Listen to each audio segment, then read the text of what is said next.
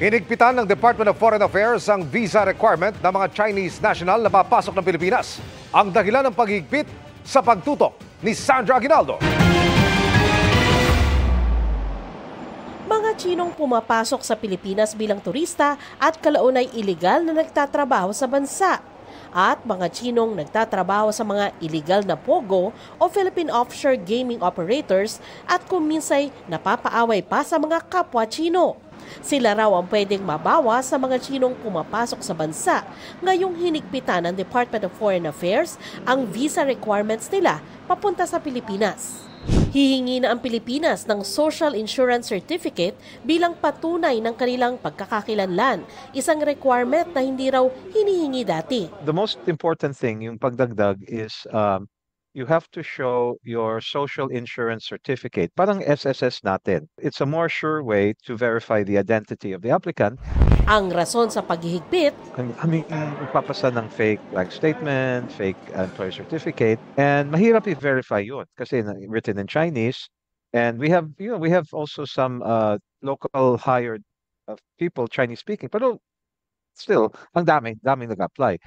ang paghingi ng Social Insurance Certificate, ginagawa rin daw ng iba pang embassy sa China. Nataon ang paghihigpit sa visa requirement sa mainit pa ring bangayan sa pagitan ng China at Pilipinas sa West Philippine Sea.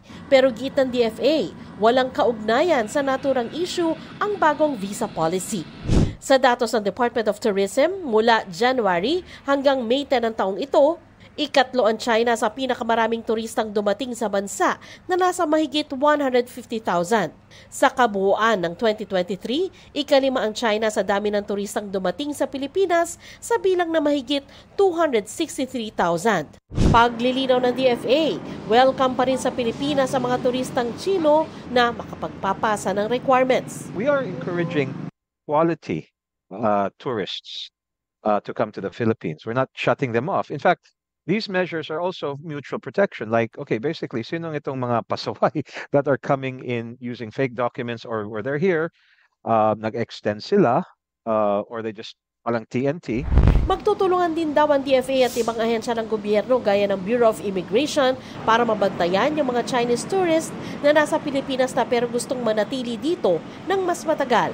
Depende raw kasi sa uri ng visa ang tagal ng pananatili ng dayuhan sa Pilipinas. What has been more convenient is that you just convert your tourist visa when you get here. But of course, BI and all the other agencies involved are now being also more careful, more strict. Para sa GMA Integrated News, Sandra Aguinaldo, Nakatutok, 24 Oras.